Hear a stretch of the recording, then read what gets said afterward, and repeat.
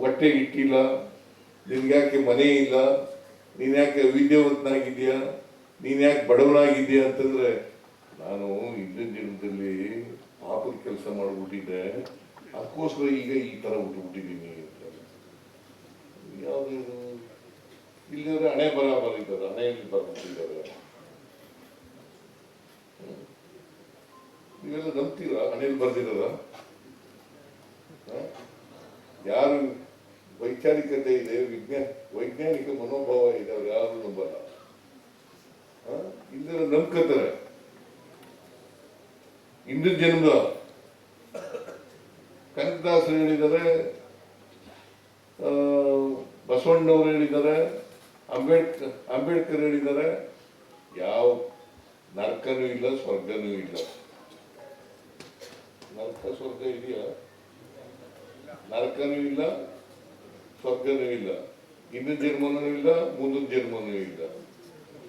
ಸತ್ತ ಮೇಲೆ ನಮ್ ಕಡೆ ಹಳ್ಳಿನಲ್ಲಿ ಹೇಳ್ತಾರೆ, ಸತ್ತಂತೀಗ ತೆಂಗ್ಲ ಬಡಗಲು ಅಂತ. ಹಳ್ಳಿನಲ್ಲಿ ಹೇಳ್ತಾರೆ, ನಗ್ತಾ ಇದೆಯಲ್ಲ ನೀವು,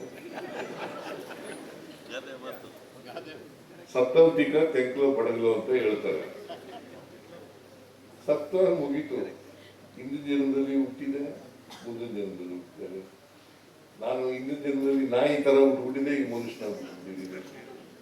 ಅಥವಾ ಈಗ ಮನುಷ್ಯನಾಗಿ ಹುಟ್ಟಿದ್ದೀನಿ, ಮುಂದಿನ ಜನ್ಮದಲ್ಲಿ ನಾಯಿ ಆಗಿ ಹುಟ್ಟಿದ್ದೀನಿ. ಇವ್ಯಾವುದೂ ಇಲ್ಲ. ಈಗ ನಮ್ಮ ಮನೆಯಲ್ಲಿ ನಮ್ಮ ಅಪ್ಪನಿಗೆ ನಮ್ಮ 6 ಜನ ಮಕ್ಕಳು, 2 ಹೆಣ್ಮಕ್ಳು, 4 ಜನ ಗಂಡು ಮಕ್ಕಳು. ನಾವು ಒಬ್ಬ ಮಾತ್ರ ಓದ್ದೆ, ಬಾಕಿಯವ್ರು ಯಾರು ಓದಲಿಲ್ಲ. ನಮ್ಮ ಅಣ್ಣ ಒಬ್ಬ 4ನೇ ತರಗತಿವರೆಗೂ ಓದಿದ್ದ. ನನ್ನ ತಂದರಿಬ್ರು ಶಾಲೆಗೆ ಓದಿಲ್ಲ. ನನ್ನ ಒಬ್ಬರು ಮಾತ್ರ ಓದು ಅಂತ ಬರೆದ್ಬಿಟ್ಟಿದ್ರ, ಈ ದೇವರು ಹಣೆಯಲ್ಲಿ ಬರೆದ್ಬಿಟ್ಟಿದ್ದ, ಓದು ಚೀಫ್ ಮಿನಿಸ್ಟರ್ ಆಗು ನೀನು ಅಂತ ಬರೆದ್ಬಿಟ್ಟ. ಇವ್ರಿಗೆ ನೀ ಶಾಲೆಗೆ ಹೋಗ್ಬೇಡ, ಅವಿದ್ಯಾವಂತರಾಗಿ ಉಳ್ಕೊ ಅಂತ ಬರೆದ್ಬಿಟ್ಟ. ಆ ಥರ ಬರೆದ್ರೆ ತಾರತಮ್ಯ ಮಾಡೋದಾಗಲ್ವಾ? ಮತ್ತೆ ದೇವ್ರ ದೃಷ್ಟಿ ನೀವು ಎಲ್ಲ ಸಮಾನರು ಅಂತ ಇದಕ್ಕೆ ನೀವು ತಿಳ್ಕೋಬೇಕಲ್ವಾ?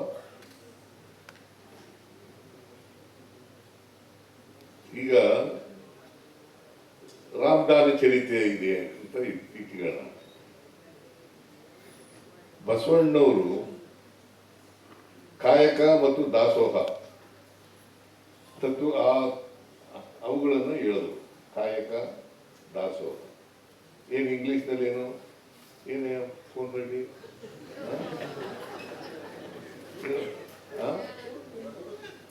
ದುಡಿದು ತಿನ್ನಲ್ಲ, ಪ್ರೊಡಕ್ಷನ್ ಅಂಡ್ ಡಿಸ್ಟ್ರಿಬ್ಯೂಷನ್. ಗೊತ್ತಾಯ್ತೇನಪ್ಪ? ಪ್ರೊಡಕ್ಷನ್ ಅಂದ್ರೆ ಕಾಯಕ, ದಾಸೋಹ ಅಂತಂದ್ರೆ ಡಿಸ್ಟ್ರಿಬ್ಯೂಷನ್. ಪ್ರತಿಯೊಬ್ರು ಕಾಯಕ ಮಾಡಬೇಕು. ಯಾರು ಕೂಡ ಸೋಮಾರಿಗಳಾಗಿರಬಾರದು. ಇನ್ನೊಬ್ರು ಸಂಪಾದನೆ ಮಾಡೋದ್ರಲ್ಲಿ, ಉತ್ಪಾದನೆ ಮಾಡೋದ್ರಲ್ಲಿ ಬದುಕಕ್ಕೆ ಹೋಗ್ಬಾರ್ದು.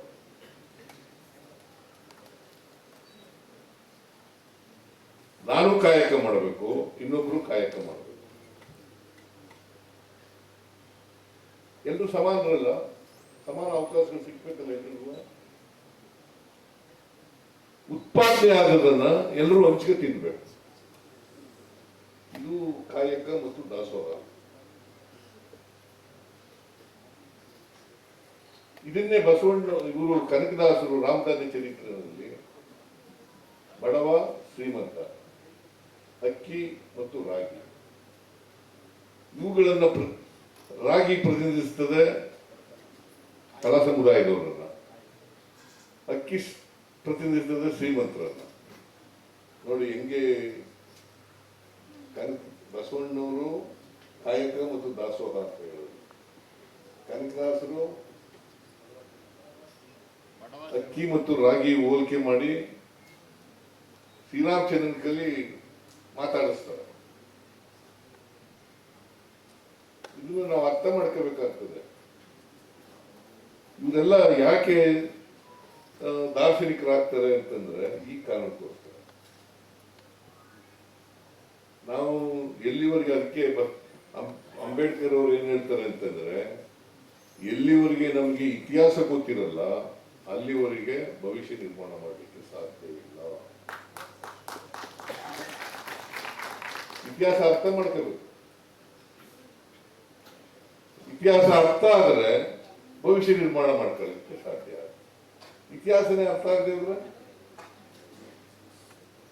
ನಾವು ಏನಾಗಿದ್ದೋ ಈಗೇನಾಗಿದ್ದೀವಿ ಮುಂದೇನಾಗ್ತದೆ.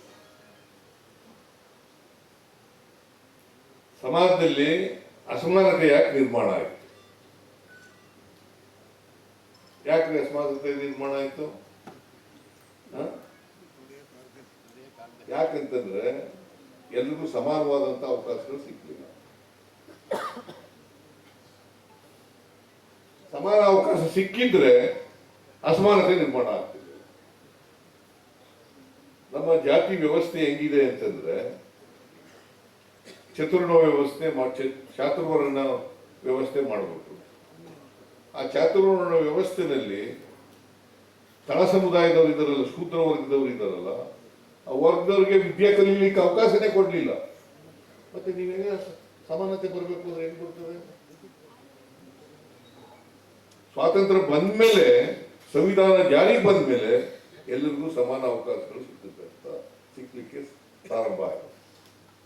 ಅದಕ್ಕೆ ಇವತ್ತು 76-78% ವಿದ್ಯಾವಂತರಾಗಲಿಕ್ಕೆ ಸಾಧ್ಯ ಆಗಿದೆ.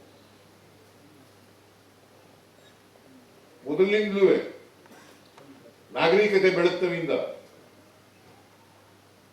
ಚತುರ್ವರ್ಣ ವ್ಯವಸ್ಥೆ ಬಂದಾದ್ರಿಂದ ಎಲ್ಲರಿಗೂ ಸಮಾನ ಅವಕಾಶಗಳಿದ್ರೆ ಅಸಮಾನತೆ ಹೆಂಗ್ ನಿರ್ಮಾಣ ಆಯ್ತಿತ್ತು?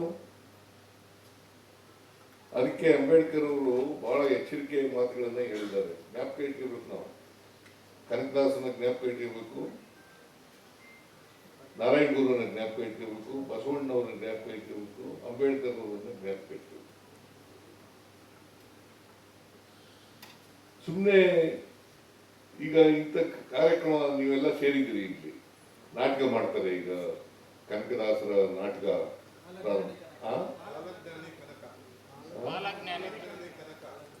ಕಾಲ ಎಂತೆದೋ ಕನಕದಾಸರ ನಾಟಕ, ಕಾಲಜ್ಞಾನಿ ಏನೋ ಎಂತ ಜ್ಞಾನೇನೋ ಕನಕದಾಸರ ನಾಟಕ. ಅದೇನಪ್ಪ ಕನಕದಾಸರ ನಾಟಕ, ಕಾಲಜ್ಞಾನಿ ಕನಕದಾಸ ಅಂತಂದ್ರೇನು? ಕನಕದಾಸರ ನಾಟಕ.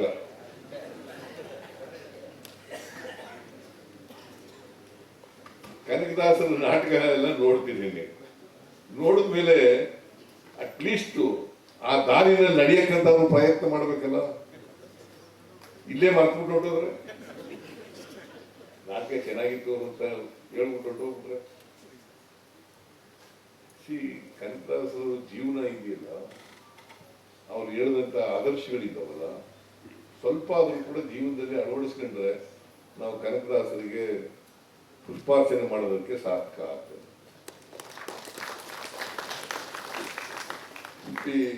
ಎಂತಿದು ಕನಕ ಕಾವ್ಯ ದೀವಿಗೆ, ಕನಕ ಕಾವ್ಯ ದೀವಿಗೆ ಅಲ್ವಾ?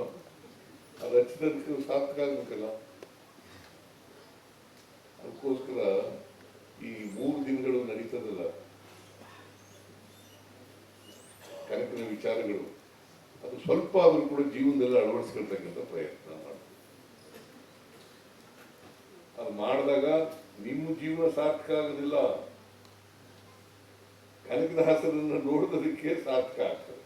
ಈ ಕನಕ ಕಾವ್ಯ ದೀವಿಗೆ 3 ದಿನ ಮಾಡೋದಕ್ಕೆ ಸಾರ್ಥಕ ಆಗ್ತದೆ. ಅದನ್ನು ಮಾಡಿ ಅಂತ ಹೇಳಲಿಕ್ಕೆ ಬಯಸ್ತೇನೆ. ಈಗ ನಾರಾಯಣ ಗುರು ಏನ್ ಹೇಳಿದ್ರು, ಕೇರಳದಲ್ಲಿ ನಾರಾಯಣ ಗುರು ಕೇರಳದಲ್ಲಿ ಹುಟ್ಟಿದವರು. ಅವರು ಹಿಂದುಳಿದ ಸಮಾಜಕ್ಕೆ ಸೇರಿದಂಥವ್ರು. ಅವ್ರು ಏನ್ ಹೇಳ್ತಾರೆ ನೋಡಪ್ಪ, ಅಲ್ಲಿ ಕೇರಳದಲ್ಲಿ ದೇವಸ್ಥಾನಗಳಿಗೆ ಶೂದ್ರರನ್ನು ಬಿಡ್ತಿರ್ಲಿಲ್ಲ. ಬರೀ ಅಸ್ಪೃಶ್ಯರನ್ನಲ್ಲ, ಶೂದ್ರನ್ನು ಬಿಡ್ತಿರ್ಲಿಲ್ಲ ದೇವಸ್ಥಾನಕ್ಕೆ. ಅದಕ್ಕೆ ಏನ್ ಹೇಳಿದ್ರು, ಎಲ್ಲಿ ನಿಮ್ಮನ್ನ ದೇವಸ್ಥಾನದ ಒಳಗಡೆ ಬಿಡಲ್ಲ, ನೀವೇ ದೇವಸ್ಥಾನಗಳು ಮಾಡ್ಕೊಳ್ಳಿ. ಆ ದೇವಸ್ಥಾನಗಳಿಗೆ ಹೋಗಲೇಬೇಡಿ. ನೀವೇ ದೇವಸ್ಥಾನ ಕಟ್ಕೊಳ್ಳಿ, ನೀವೇ ಪೂಜಾರಿಗಳಾಗಿ. ನೋಡಿ ಎಷ್ಟು ಸುಲಭವಾಗಿ ಹೇಳಿದ್ರು ನಾರಾಯಣ ಗುರುಗಳು. ನೀವೇ ದೇವಸ್ಥಾನ ಕಟ್ಕೊಳ್ಳಿ, ನೀವೇ ಪೂಜೆ ಮಾಡಿ. ನೀವು ಯಾವ ದೇವ್ರನ್ನ ಪೂಜೆ ಮಾಡ್ತೀರಾ ಮಾಡಿ, ಈಶ್ವರನ ಮಾಡ್ತೀರಾ, ಇಲ್ಲ ಬ್ರಹ್ಮನ್ ಮಾಡ್ತೀರಾ, ಅಥವಾ ವಿಷ್ಣು ಮಾಡ್ತೀರಾ, ಮಾಡ್ಕೊಳ್ಳಿ.